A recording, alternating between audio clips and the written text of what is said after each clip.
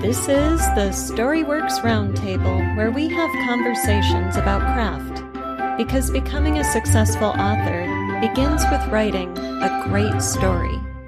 Hey, before we kick off a new season of Storyworks Roundtable, I've got 3 quick announcements for you. First up, the next Writers Circle office hour will be on Tuesday, September 19th at 3 o'clock Central. If you haven't joined a call before, it's an opportunity to say hello and chat storycraft. If you've got a craft question or could use a little help with something in your current writing, pop in, say hello, and ask away. It's free, but you do need to sign up.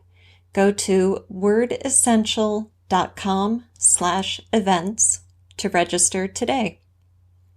Second, I've launched a Substack called A Room Full of Books and Pencils. I hope you'll check it out. I'm using Substack as a new home for my writing tips and tricks, as well as ruminations about writing, life, and the writing life. I'm also sharing some of my fiction there. I've got a couple short stories posted and plan to serialize a novel or 2 in the future. This may especially interest listeners of Storyworks Roundtable. As I write the plot craft book, I'll be serializing the draft to give you an opportunity to read it first and ask questions, so I'm sure to make it the best plot book it can possibly be. Go to booksandpencils.substack.com to subscribe or follow me in the app. And third, I am thrilled to announce that my manuscript for Saving Annabelle is a finalist in the Page Turner Awards. So, on to new rounds of the competition with my fingers crossed. All right, here's the round table launching a new season with our first Writers Book Club episode. Hello and welcome to this week's Storyworks Roundtable. Catherine and I are delighted to be back with you. We took the summer off and we are opening a new season of the Roundtable with a new approach. So we will still be having conversations about craft. Absolutely. Of course. Yep. You couldn't make us stop. This is true. This is why we've been doing it for so long. But we're going to start focusing on a writer's book club. So each month we will pick a text, a short story, an essay, or a novella. So something not terribly long. We will announce it the month before the episode so that you have a chance to get it, read it, and then really enjoy the conversation. And we would love for this to be interactive too. So if you think you would be a great member of the roundtable and want to come on and talk about one of these texts with us as a writer, not just as, a reader, which is great, but we want to get into the craft behind these stories, reach out, let us know, because we would love to have you join us at the roundtable. And what should they email, Alida?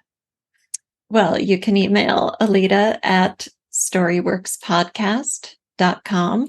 You can also email info@storyworkspodcast.com. You can also go to storyworkspodcast.com and use the contact form. We are just so easy to get hold of. That's right. Yeah, it's wacky. Ridiculously enough, you could even join the Facebook group. I haven't been on Facebook much. Yeah, use email. Email's much, much better. It's a better way to get hold of us. Yeah, email's good. Use email. So if you heard the announcement, this month's selection is Ethan Frome by Edith Wharton. Excuse my post-it note to self. If you're on video, I'm holding up the book to the camera. If you're on audio, that made no sense.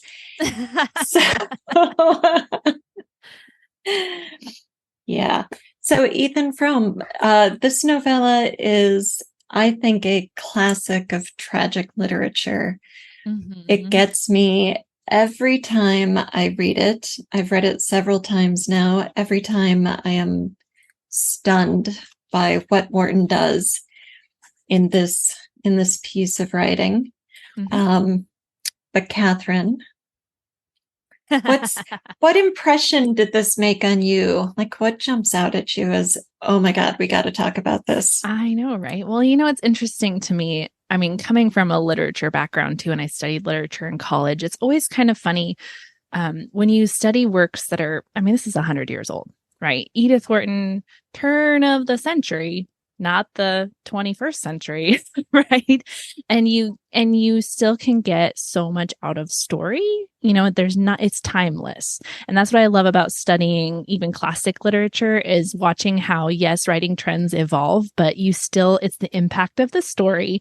And that's what matters. And what I love about Ethan Frome is how little actually happens and how big of an impact it has on me emotionally. And, in viewing him as a character, complete shift. And yet so little happens within the story itself. It's only a few small actions that make up this huge dramatic shift.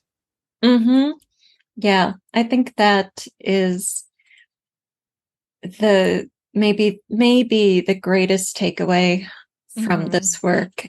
So often when we think of storytelling, especially plot arcs, we think of events.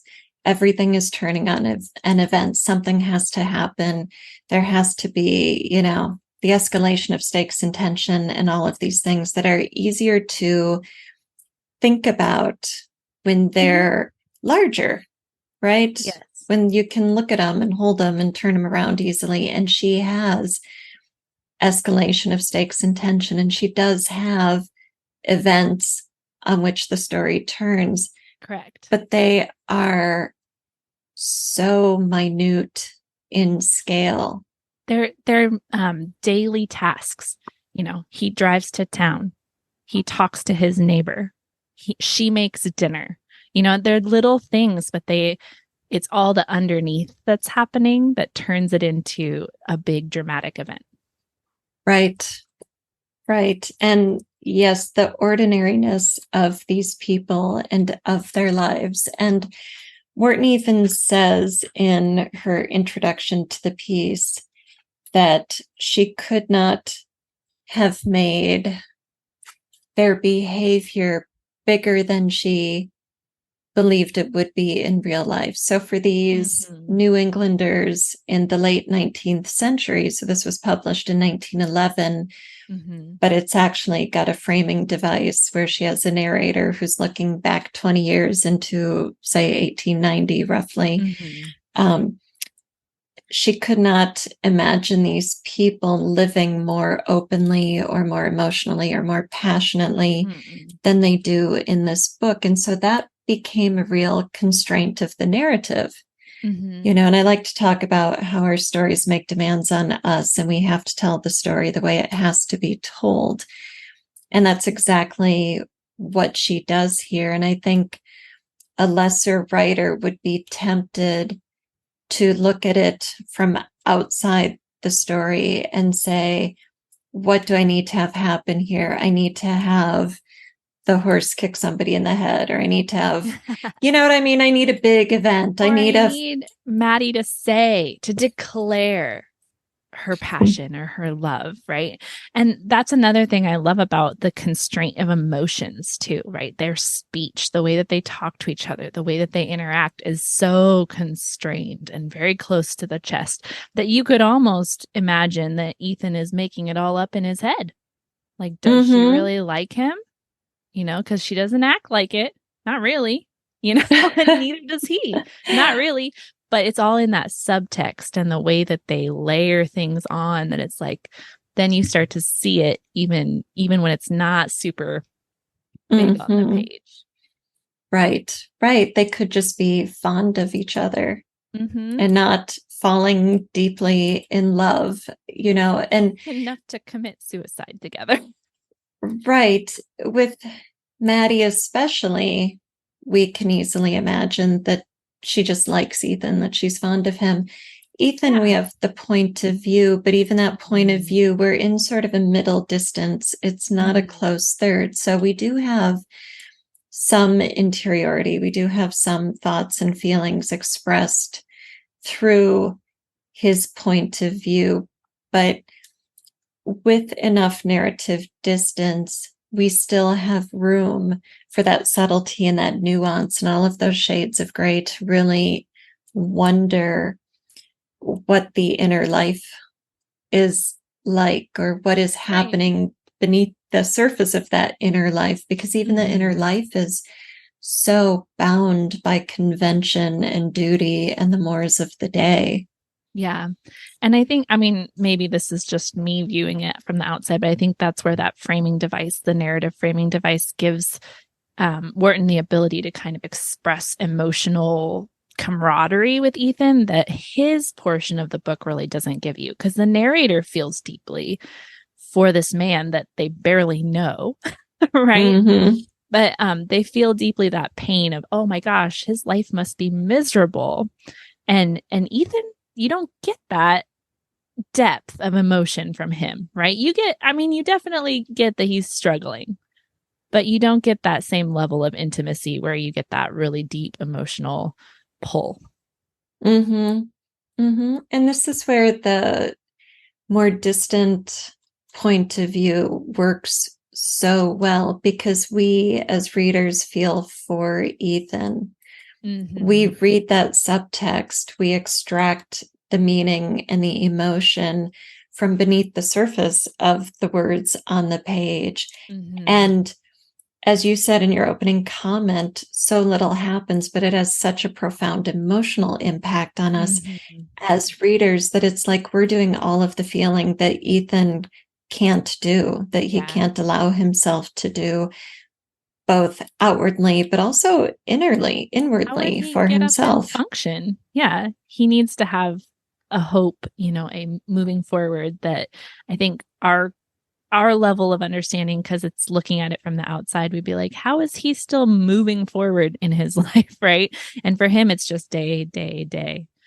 So, yeah. Well, therein lies the tragedy. I think because it's such an interesting character study. If Xena hadn't forced their hand by making Maddie move out, I think Ethan could have just kept going with things the way they were. He needed an external force to drive change. So maybe someday Xena would have died, or maybe someday Maddie would have married somebody else and moved out of the house. But he could not bring about his own freedom. Yes. And not for lack of agency in the sense of storycraft, but because he was so duty bound, he couldn't see a way out. He couldn't see a choice for himself other than to continue on the road he was on. He wasn't really a risk taker. And so that's what makes him deciding to take her into the tree such a moment, right? It's like everything has added up to this, and it broke him in that moment to the point where he's willing to take that risk. But I mean, if you read through his character and the reason that he is who he is at the end too, taking care of the two women, just continuing to work on that farm, it's like he refuses to take even the smallest risk to just move into something new in life, because it's unknown and it's outside of his sphere. He's had too many winters, right? Yes. In this place, he can't see beyond it, and he refuses to take that step. So, I mean, he's taken the safe route every single time. He comes back to the farm. He takes care of his mom. He marries the woman that takes care of his mom. It's constantly just taking the next step in that progression rather than taking any sort of risk, stepping out of the known. Yes. And, Maddie is the one who raises the possibility of killing themselves in the tree. She says, let's see. Don't miss it. He says, I suppose you'll marry. Oh, Ethan, she cried. I don't know how it is you make me feel, Matt. I'd a most rather have you dead than that. Oh, I wish I was. I wish I was, she sobbed. And that's the moment everything changes. Mm-hmm. Right. And now it's out there. It's a spoken thing. And throughout the entire story, Wharton has set up this climax. Mm-hmm. There's that sledding hill, there's that big tree at the bottom. It's so easy to not make the turn and hit the tree. If you do, you're going to break yourself up. I mean, it repeats throughout the story so that when we get here, we have no doubt what they're going to do. But it's not heavy-handed. It's not tiresome. No. Right? It's done and artfully. the whole time he's insisting that he's trustworthy, that he would be able to get her around that corner and he would not hit the tree. So it's like a declaration of him being her safety net the whole way through the book. So when she flips it on its head in the end and turns that into him being so trustworthy that he runs them into the tree, that's what makes it that surprising but inevitable, right? You knew it was coming. You knew they were going to go sledding down that hill. She mentioned it too many times in this short book, right? But the fact that Ethan's trust is reversed is what makes it that, like, they did what now? So, yeah. Yeah. And the first time they go down the hill, he avoids the tree. Right. Yeah. And it establishes that, yes, he's not boasting and this wasn't a mistake. Yeah. He's capable. Yeah. And the thing that makes the act possible is they finally kiss. This is a love story with so much passion that we can't touch because it's all under the surface, buried under all of these norms and conventions and their own stoicism and what's right and proper. And when they're saying goodbye, finally he gets to hold her in his arms and they kiss, and it just changes everything. And it's like, now that he knows his love for her is requited, now they really can't, it's not just talk to say, I can't bear to be without you. Yeah, no. And I don't think them sledding into the tree would work. I don't think it would be so effective without that moment, without the fruition of their passion in just a kiss. Yeah. Yeah. Like you said, it's just that requited, like, he knows for sure that she feels the same way he does now. And he can't leave that alone. He can't just watch her ride off into the sunset and live her life now. And, that I wonder how much of that is because of the suppression of his choices throughout his life, and that's what is so good as an author. You've created this set of circumstances where the reader's going to wonder, why couldn't he just let her go? Or why couldn't he just go with her? Right? Why did they have to make this choice? Why did they feel like death was the only way out? Right. And you see the consequences on both sides. I mean, he talks about, if we ran away, Xena wouldn't really be able to live anymore and he wouldn't have any money. And if Maddie just leaves, then she's going to be working in drudgery probably for maybe forever. And unless she gets saved by marriage to some other man. Right. So you see the consequences. But, it's like, why was that the only choice? And that's what makes it so masterful, is that you believe when they get there that that's the only choice that they see. Right. Well, and it is the only choice. As you said, Ethan goes through, he sits down one night with a piece of paper and tries to figure out, what can we do? Can we run away and go west? By the time Xena divorces me, will I be able to pay her alimony? Could Xena live off the farm? Well, she couldn't, and it really comes home that the antagonistic force in the story is just ordinary life. Yeah. Ordinary circumstances. Yeah. It's the circumstances. If he were a dishonorable man, he could have run off with Maddie and maybe they would make it, maybe not. Yeah. Maybe Xena would survive being abandoned, maybe not. But because that's not who he is. He can't accept the fallout from any of those options. Mm-hmm. So, this is all that remains to him. And even this doesn't cross his mind. It takes Maddie. Yeah. Well, and I think if it had crossed his mind, he might not have done it because it leaves Xena in the same position as him running away, really. Maybe even worse, because now he's not even there anymore and she has to figure it out, right? But it's such an impulsive moment of passion that this is the choice that they're going to take because neither of them can live without the other. Right. Right. I love what you said about that. If he had thought of it himself, if he had thought of it that night when he was doing all of that calculating, he wouldn't be able to go through with it. I think you're right. He would have already ruled it out as impossible. And then this moment, the climax, could never happen. And even though it would leave Xena destitute, it would remove any dishonor because she wouldn't be abandoned in the same way. Right. She would be a widow, so she could carry her grief, and it could be a point of pride having been widowed or whatever, because that's the kind of person Xena is.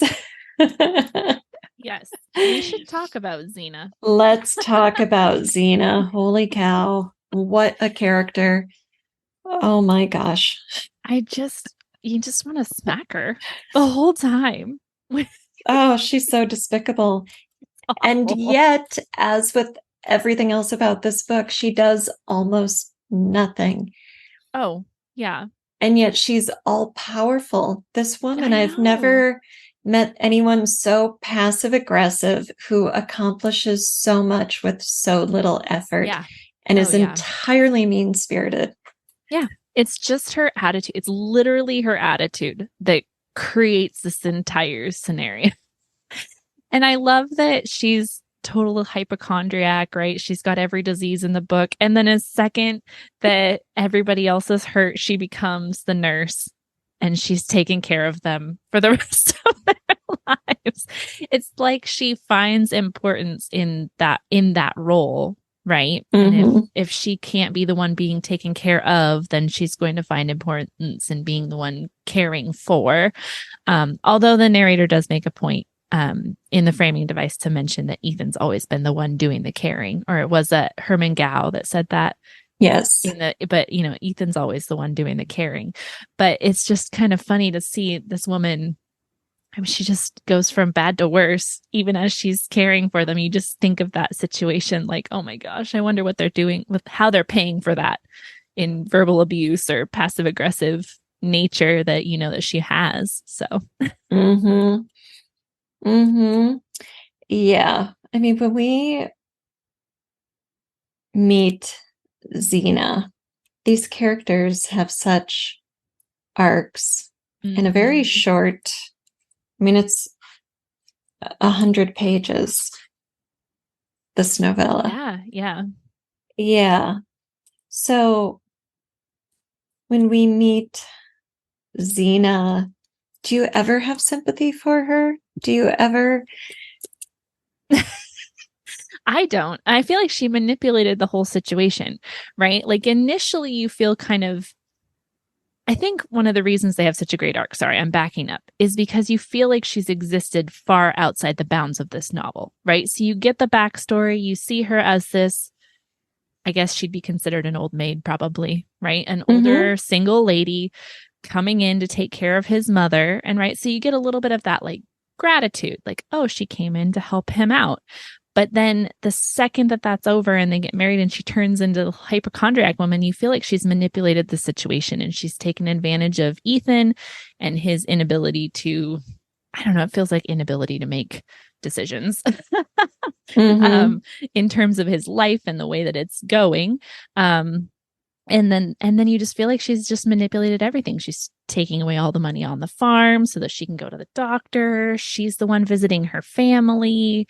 She's the one, maintaining the home and her expectations. And Ethan doesn't have a say in how it goes. Right. It's interesting. Yeah. Yeah. There's so much of you mentioned their life beyond the frame of the story.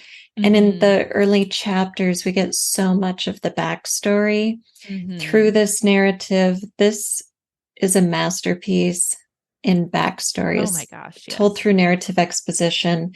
So I hope everyone who read this noticed that. And we're told that when they got married, Ethan and Xena had a plan to move to a city, and Ethan could pursue his engineering or whatever his goal was and such. But then soon after they were married, it became apparent to Ethan that Xena wouldn't survive anywhere bigger than Starkfield, that she needed to be the big fish in the small pond. And even a town that was just like a little bigger than Starkfield, like the next size up, wouldn't do for her because she wouldn't be important enough. And you see that, like, oh, how she, lied to him, not even directly or overtly, but presented herself as game for this plan where he had a shot at happiness, at escaping the family farm and all of that drudgery and debt, and actually doing something with his life that he cared about. And he just succumbed to her frailty, which, frailty, exactly, in quotes for people on the audio, frailty in air quotes, because she's a hypochondriac. It's such manipulation. And I think even she knows and recognizes it as such, right? It feels like, because there are probably, I don't know enough about hypochondria, right? But I'm sure there are people who suffer from hypochondria who genuinely believe they're dying of every little thing, right? I don't get that from Xena. I just get pure manipulation. Like, it feels like every time there's money, she's sick again. Every time something might happen where they might be able to move forward, she's backslid, right? Maddie and Ethan are getting closer. She needs a new girl, right? Yes. And it feels very much like it's the timing is what causes it to feel manipulative, and the way that she uses it throughout the book to like move Ethan through different stages of what's going on, right? I'm going to bed. I don't feel well. Just kidding. I'm back. I'm ready for dinner, right? And it that's the manipulative part that makes you not have any sympathy for her. Right. Yes, it's very much a tactic. It's a tool that she knows how to use, and that she believes other people, nobody can contradict her, because if she says her guts hurt, you can't tell her she's wrong. You can't feel her guts, right? If she says she needs to go lay down because she feels weak, you can't tell her she doesn't feel weak. And she gets all of the texts, the books, and the home remedies and the doctor's visits and everything. And so she's got her knowledge and her authorities to refer to that nobody else has, which is what makes her good at doctoring other people, but then also so competent at being sick herself, right? Which gets her out of the housework. It gets her out of, being sociable. It gets her out of everything. Her relationship with her husband. Yeah. Like in every way, she just lives in that house, and that's her relationship with Ethan. It's a drain on his resources, a drain on the whole town, really. Right. And, as a writer, I don't think I've ever encountered a more powerful villain, a more despicable character than Xena. And yet she's not on the page that much. And she doesn't have much dialogue, and she doesn't do much. There's not a lot of action. She goes to bed. She sits in her rocking chair by the fire. Like, she discovers the pickle dish. Yeah. Oh, the pickle dish. Yes. And so when you think about what Wharton accomplishes with so much restraint, and how powerful an effect these characters have on us readers with so little happening, it's mind-blowing. And I think a lot of Xena's villainy comes from our interiority on Ethan. The way that he reacts to her, the way that he thinks about her when it's just him on the page or when it's him and Maddie on the page, that's where we get that feeling, the villainy feeling. We get a lot of information about her without her being on the page at all. And so, yeah, like you said, like, how did she create a villain whose only actions are going to bed? And she's gone for the vast majority of the middle of the book, right? Mm-hmm. Kind of act 2 of the Ethan part of the book. She leaves on a train and Maddie and Ethan that's the action Right. of them kind of playing house, right?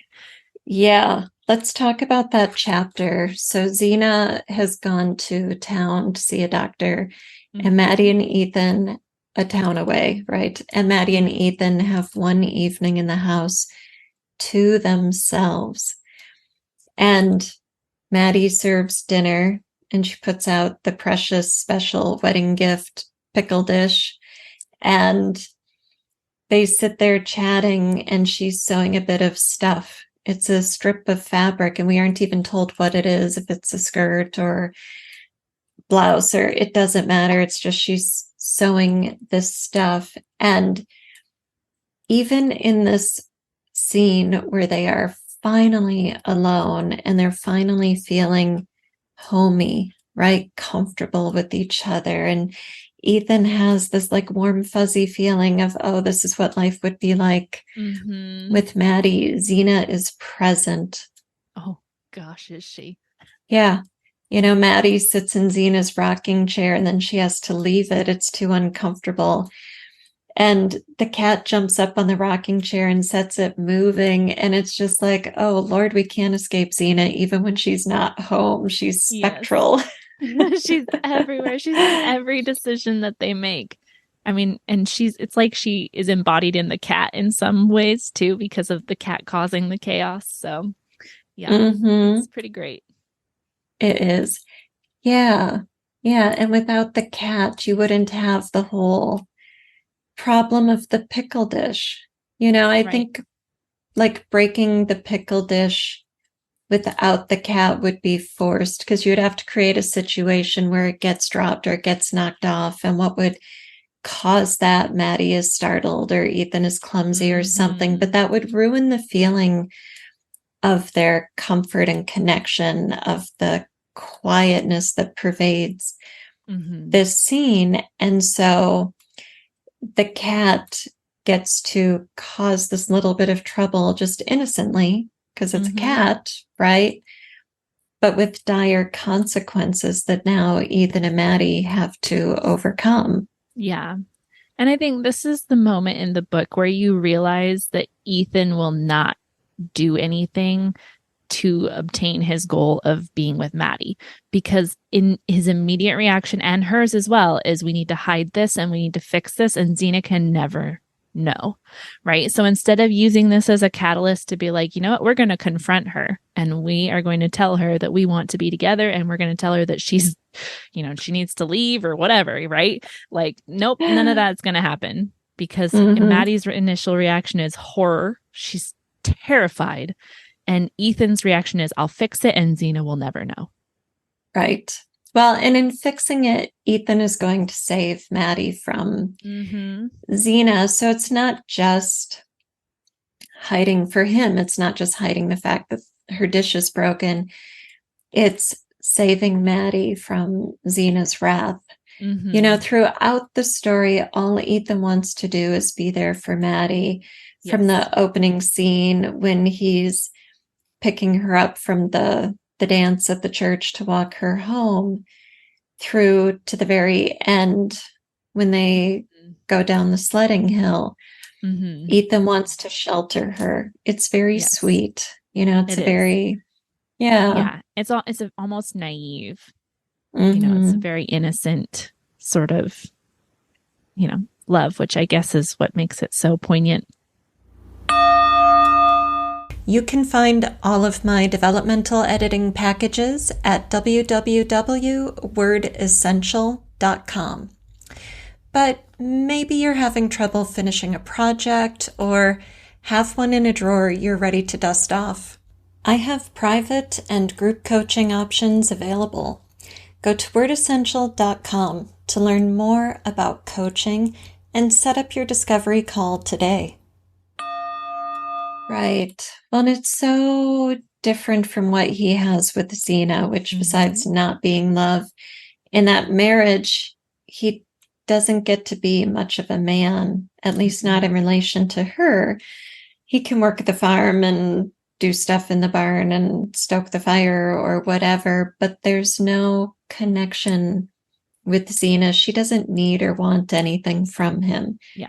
They're not really like a partnership. They're not, they don't work together in any sense of the word. Right. Yeah. And seeing Ethan's desire to care for Maddie allows him to express a side of himself that he doesn't get to express anywhere else, and to see what would be possible for Ethan if he weren't trapped in this horrible marriage. Right. Which is what makes it such a tragedy at the end, when even the hope of Maddie becomes another trap. Yes. Yeah. So should we talk about the mood and the tone of the story? Yes, absolutely. Yeah. Again, devastating. Right? You'd use the word bleak. Bleak, cold, oppressive. Yes. Yeah. The town is named Starkfield. Very appropriate. Obviously, no accident. It happens in winter. We're told from the very beginning that the reason that all this happened is because he's been in the town for too many winters. We get to see why winter is so oppressive. So, yeah. Yeah. Yeah. And Ethan lives out on the road that used to have traffic, but then like the train came through town or some other road was open up that goes to Bettsbridge or something. And now their farm is always bypassed. So they're isolated at home. No visitors, no passersby. Barren farm, land that doesn't yield, a mill that's outdated. I mean, just everything feels worn out and tired. Right. Like Ethan. I mean, when we first meet Ethan in the prologue, which is 20 years after the story happens, he is such a broken down old man, and he's not old, but he's physically old. He's emotionally old. He's so just marking time. And yet there is something in him that sparks the narrator's curiosity, where he has to find out this man's story, which is the story we get in the body of the work. And so and it works, through this curious narrator, our curiosity is piqued. We don't look at Ethan through his eyes and go, oh, who cares? Some, right, exactly. Crippled old man limping into the post office. We're like, yeah, what is his story? What's going on with him? Yeah. This is an example, I think, of where you can sometimes feel like maybe you're piling on too many details that reinforce the same thing. But I feel like everything in this book, I mean, you kind of have to. It's a novella. It's small. Everything speaks to that mood and that attitude, right? So even his horse is an old bay with these sway-backed old horse. And so you get the mimicry, everything kind of adds up together. So we get that curiosity, and then every little detail feeds into that image of Ethan. So even his sled, even his horse, even his farm, even his house, he's had to take the L down, all these things, right, all add into that image. Right. And then when we move from the prologue to the first chapter and we're going back in time 20 years, we see this new version of Ethan, upright, strong, capable, and he is still isolated. He's married to Xena, but he's got this ray of sunshine through Maddie being part of the household and through these moments of connection with her that fuel his spirit, that keep him going in every sense of the word, I think, and prevent the kind of premature defeatism and aging that you expect from somebody trapped in a loveless marriage on a failing farm. Yeah. Well, I think you see the prologue, Ethan is hopeless, right? He's done his chance at happiness. He's over it, right? So he's there every day at the post office with his half crippled horse and his half crippled body. And that's his life. That's the life you see. When you go back in time, like the first scene, I think, is him picking Maddie up at the church, right? There's light, there's sound, there's people, there's laughter. Even though he's not a direct part of it, he's on the outskirts of it. It still feels like it's possible for him, right? Right. He is working on the mill. He's making deliveries. He's got a hired man, right? He's got some things going on in his life that feel like there is a trajectory that leads out of this. Yes. Yeah. And when he first sees Maddie, when we meet her, he's looking at her through the church window at that dance, and she's got the red scarf that she puts on. And there's that color, that bit of vibrancy in this otherwise dark winter setting, because it's nighttime and it's cold and everything. And you lose that color, doesn't exist in the prologue and the epilogue. No. Right. And you see what Maddie, speaking of his hope, you see what Maddie represents in Ethan's world. And if they were able to be together, like if Zena died and he were able to marry Maddie, she would have connections in the community. She would have friends, and he would therefore have connections and friends and everything, and his entire world would turn around. Yes. So what's taken from him by his inability to escape Zena, what she prevents him from having, is everything. And Maddie embodies that quietly. Yeah, exactly. Yeah. And we were just talking about, the mood, that's all created by that mood, right? Because we get that bleak mood and then you get that ray of hope. It's all just in the imagery that Wharton picks, right? She doesn't say, oh, he was desperate, and he needed hope. It's right there in the red scarf and in the light from the church and in the laughter and the dance. Yeah. Yes. Yeah. So I think as writers, whenever we encounter a piece of writing like this and it's affecting us, I remember the first time I read this when I was young. It was the middle of summer, and I was so engrossed in reading this. I felt like it was winter. I felt like the room was darker. I felt like it was cold. I felt like it was bleak. So whenever we encounter such powerful writing, we would be wise to go back after the pleasure read and say, what about this? What word choice? What structure? What images? Setting details? What imagery? What metaphors? What's happening on the page that is moving me viscerally? Yeah. Yeah, absolutely. Yeah. All right. So I'm saving the epilogue for last, but what else should we talk about? I don't know. I feel like we could go there if you want to. Okay. All right. So we know Ethan and Maddie get on the sled and go down the hill and intentionally hit the tree at the bottom of the hill. And I've got to say, okay, I just want to read this paragraph. As they flew toward the tree, Maddie pressed her arms tighter, and her blood seemed to be in his veins. Once or twice the sled swerved a little under them.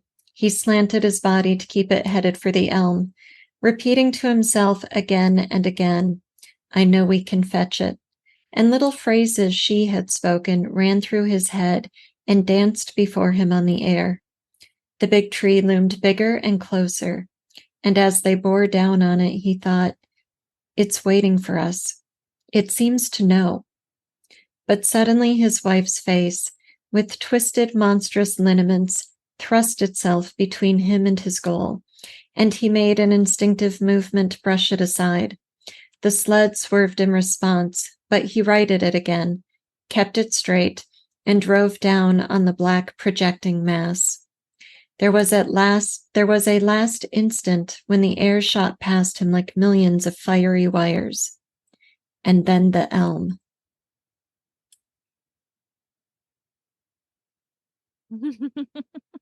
Wow. Mm-hmm. Right. So, okay, before we talk about the content of the paragraph, as I was just reading it aloud, I noticed the sentence length, the length of phrases within sentences, and the use of punctuation. And as the sled gets closer to the tree and the tension is ratcheting up, the rhythm of the paragraph gets faster. Mm-hmm. It increases. Yeah. You know, I was reading what was on the page, and I'm sure some inflection and such is my doing, but really this paragraph is structured to escalate the pace, to speed up as we get closer to that tree. Yeah. Into the tree. It makes you almost breathless. Run. Yeah. Literally and figuratively. Yeah. Mm-hmm. Yeah. And it ends with an ellipsis and then the elm. So that moment of impact doesn't have to be described. It's off the page. It's left to the reader's imagination, just marked by an ellipsis. So, all right, the content of the paragraph of this moment, what stands out to you?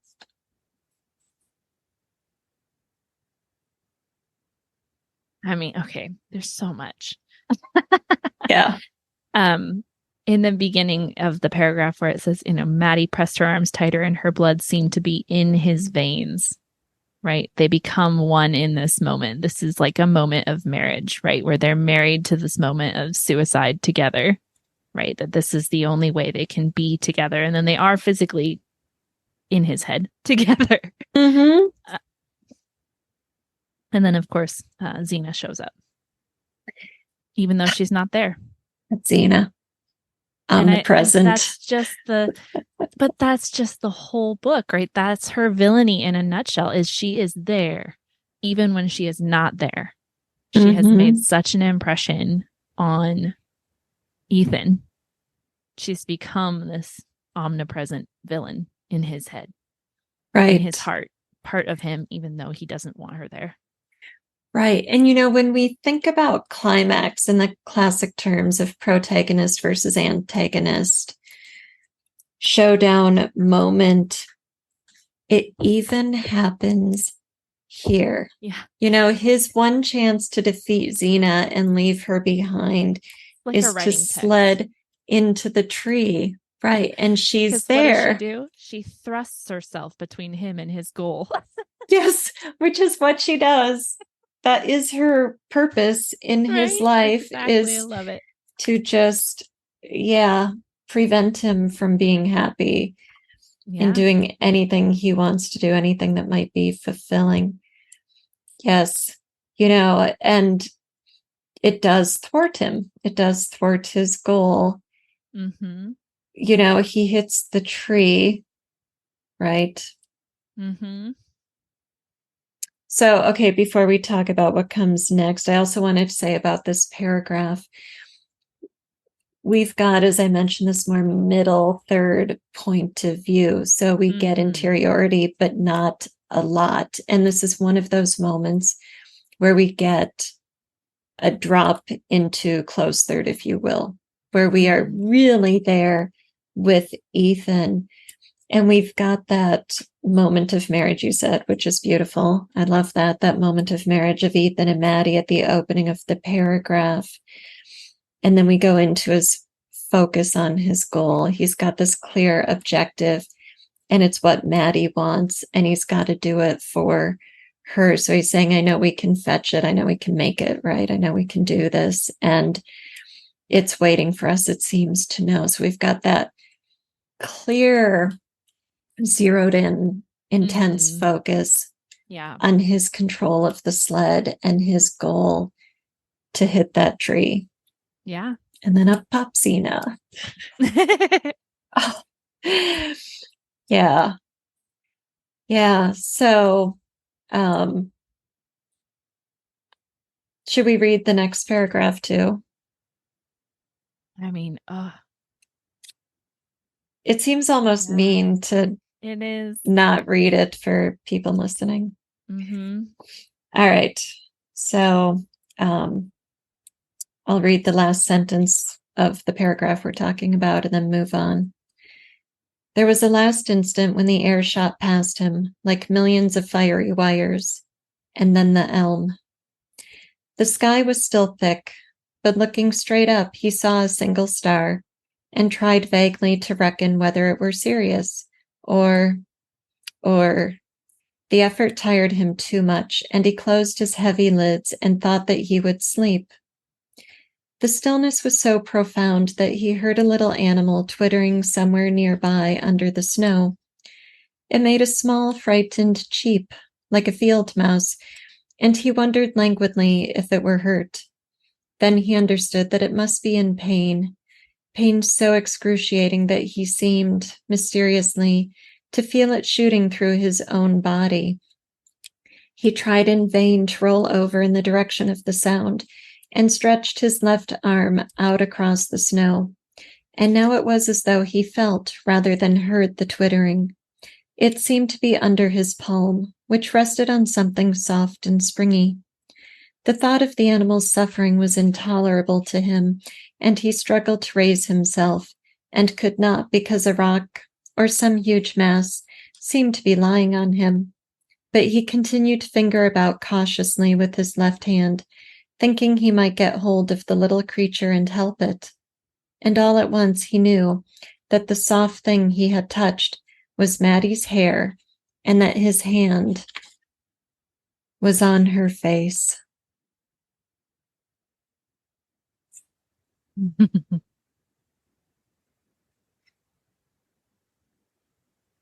Talk about swimming up through consciousness. Yeah.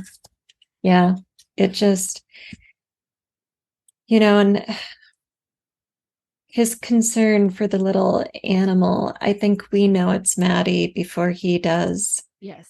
And that makes it all the more gut-wrenching to know that they both survived, but they're in this state of excruciating pain.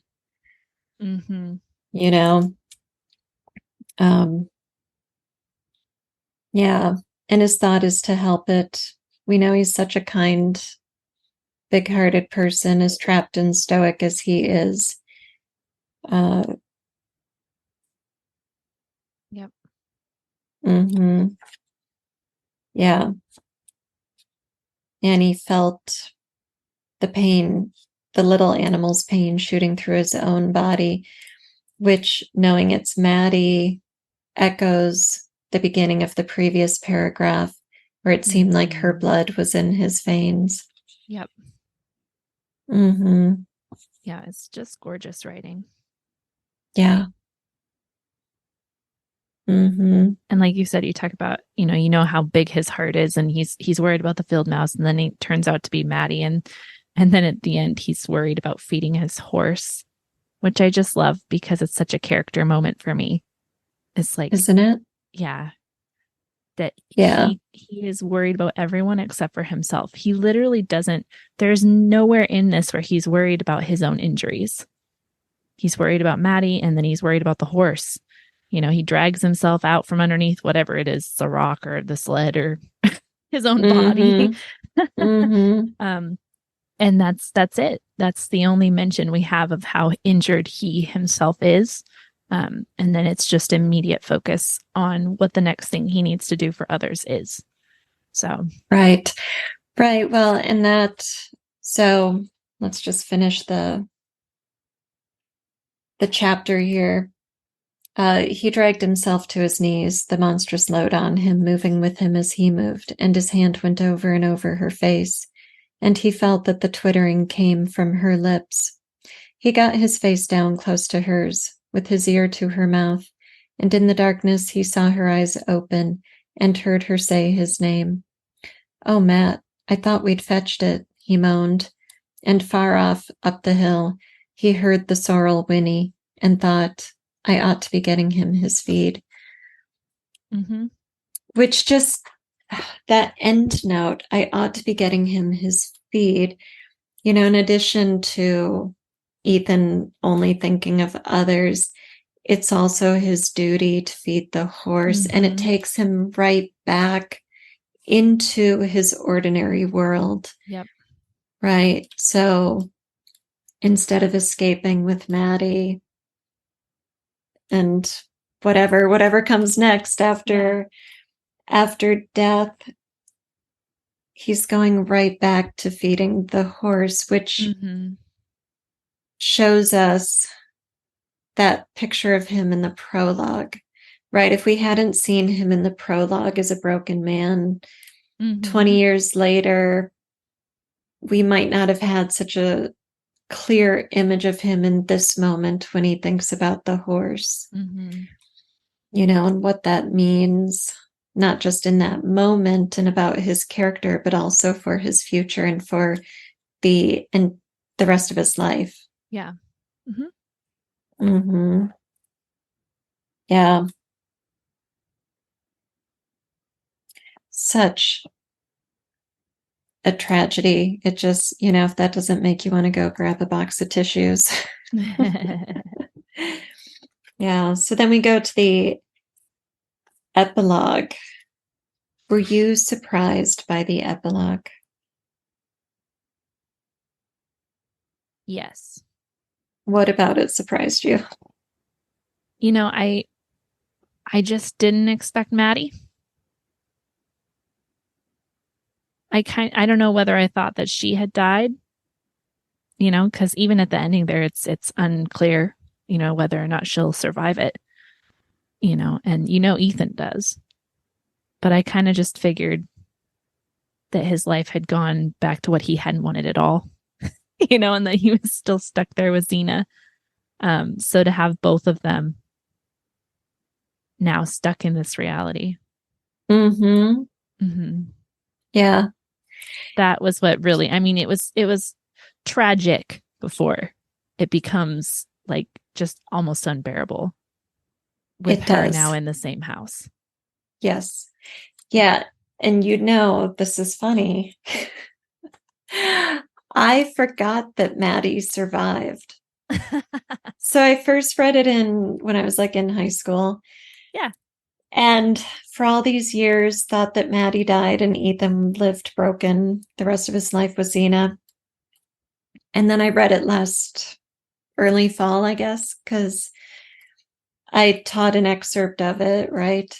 And then this summer, some of my coaching group wanted to read this because they had seen the excerpt and wanted to go deeper into it. So I just read it again with my coaching group, and I got to the epilogue, and I forgot in these last few months that Maddie survived. And I think it's because it's such a terrible possibility for these characters. It's so unbearable that I block it out of my mind. I do not want to think of her living in that house with Ethan and Xena.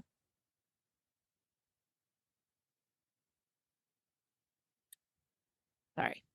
It's okay. No, yeah, I honestly, I wasn't expecting it. And I think this is why that framing device, I think, is so powerful and so cool, is because seeing it from the narrator's point of view, right? This has been Ethan's reality for 20 years, right? So coming from him, it wouldn't have had that same power as having someone walk into this house and there's a querulous drone coming from the kitchen, right? And it's like, then seeing Maddie and having Ethan introduce her, and this is Miss Maddie. So that's just like, no. Yeah. Right. And that's why you needed that framing device. You couldn't have it end with the smash up and then, and then she moves in with us, right? Because that doesn't have the impact. You need to have that this has been his life for 20 years. And that one choice that he thought was going to get him out from underneath the burden of his life added to the burden of his life. Right. Right. And of course, in the epilogue, being through this narrator's perspective, we lose any interiority. It's no longer Ethan. It's no longer Ethan's point of view. So we only get this character's observations, the tidbits of story he gets from the locals, and then his take on it. But that leaves us to have our own take on it, because Wharton doesn't use Ethan's point of view here to tell us if it's a good thing or a bad thing, what he would have rather had happen, but it sounds like Maddie is a quadriplegic, and think of all that life, her love, her gentleness, her joy, her contentment being transformed, and her being imprisoned with Zena as her only companion and caretaker. It's horrifying, right? And that's part of it. And I tell you, we should talk about the very last line of the whole book. But that's kind of what Wharton leaves you with, right? Is the question, is that, what does Ethan feel about all this? Because we don't know. And the town has its varying opinions. We get the widow, Mrs. Hale, right? Who we see throughout the middle of the book too. She was kind of friends with Maddie. And we also get, Herman Gow. And the very end, I don't know how much of that you want to read. And he goes, and I say, if she'd have died, Ethan might have lived, right? Yeah. Yeah. So, I think we can just. To me, that was the very last sentence of the whole book. I actually was like, wait, where is the rest of it? Oh, interesting. I really felt like she'd left me in the middle of, because I wanted the narrator to have a comment, because he says, I don't, and the way they are now, I don't see there's much difference between the Fromes up at that farm and the Fromes down in the graveyard, except that down there, they're all quiet, and the women have got to hold their tongues. Right. And I wanted the narrator to comment on that. I didn't want it to just be that as the ending. So what would you have the narrator say? What kind of comment do you want? I wanted some sort of I don't know, it just felt so judgmental right there at the very end by Gow, that he just, at least the women have to hold their tongues. It didn't fit with the feeling of the rest of the story for me, where these women were so powerful. They controlled Ethan's entire existence. Whether or not, Zena with her words especially. And so to have the last sentence be that they needed to hold their tongues just felt very almost preachy to me right there in that last moment.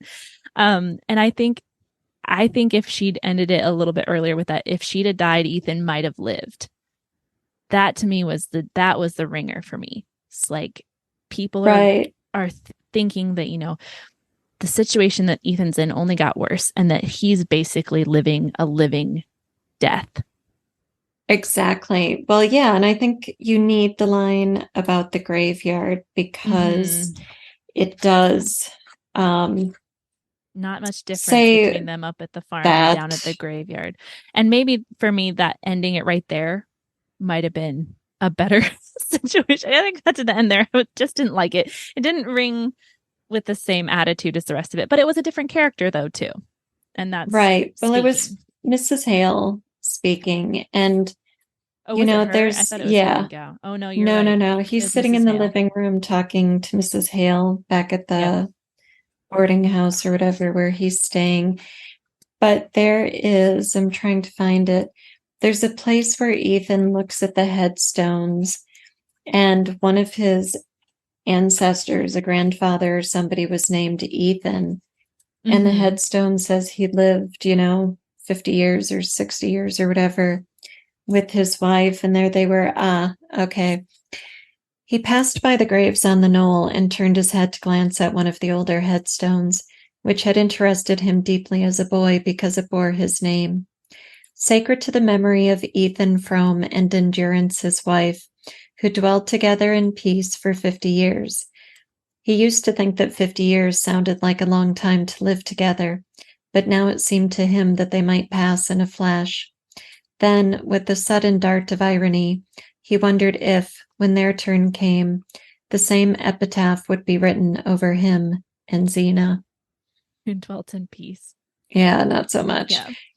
And old Ethan, his wife was named Endurance. I know, and right? Ethan is in this endurance thing. Yeah, so I mean, we definitely need the reference to the graveyard.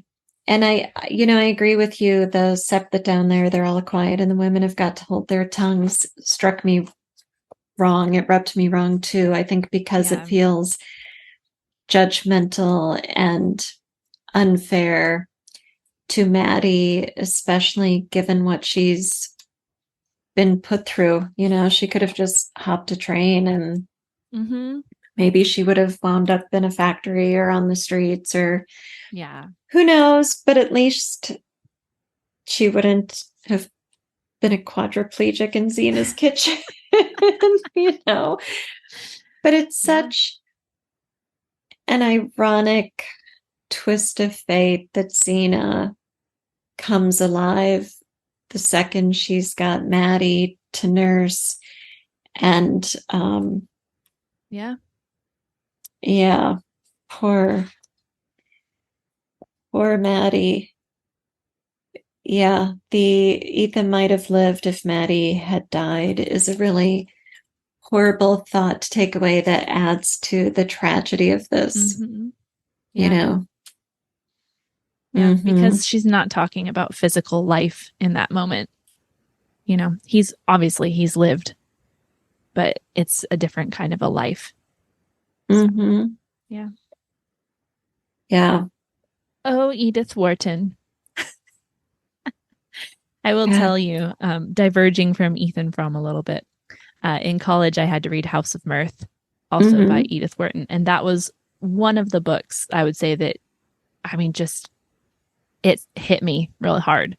So she's got a way of really digging into kind of your soul. And it's a very similar kind of, ordinary life book. And you'd think House of Mirth. It's not mirthful.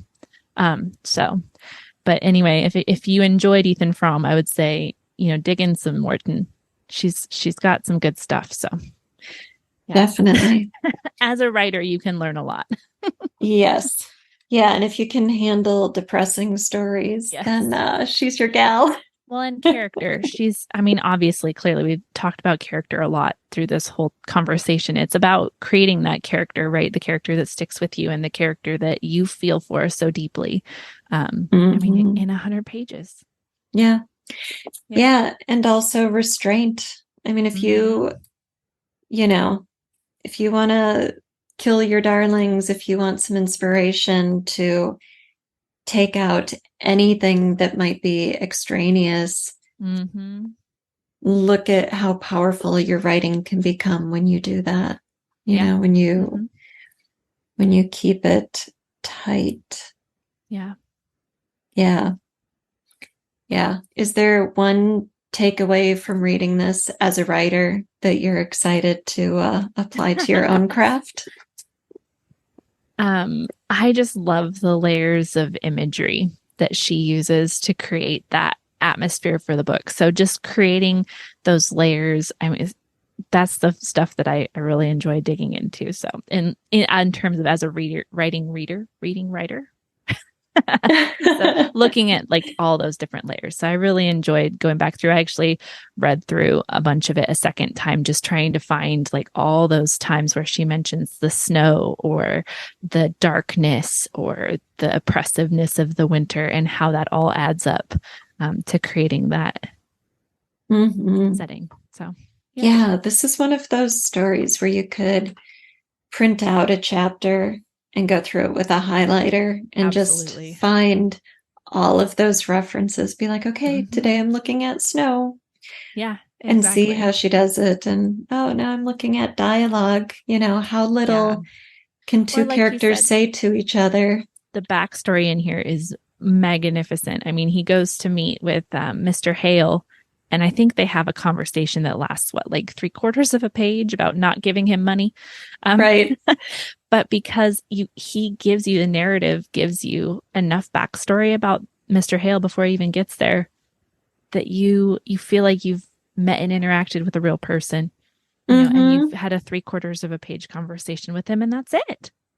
Right. That's it. Yeah. So. Yes. And it sets us up for what's to come. So when he's thinking he'll ask the Hales for a loan so he can run away with Maddie, and then he doesn't, you understand why he can't, instead of saying, oh, come on, Ethan, you know, right. Get it together here. Yeah. You're like, no, he can't do that. Words there. She's created everything. Everything's just so precise. So yeah. Read it. If you haven't read it, read it. Yes. Yeah. So hopefully you read it before today. If not, you know, spoilers, right? You know what's going to happen at the end. But if you haven't read it yet, I hope this conversation has you chomping at the bit to go get a copy and read it and uncover all of the wonders of Edith Wharton's story, Ethan Frome. Yeah. Yes. All right. So next month, we are going to be reading the short story Fiesta 1980 by Junot Diaz. It's in his collection Drown. That's Junot Diaz's collection of short stories, Drown, and we are reading Fiesta 1980. Thank you for listening to the Storyworks Roundtable. Find all our shows, show notes, and videos at storyworkspodcast.com.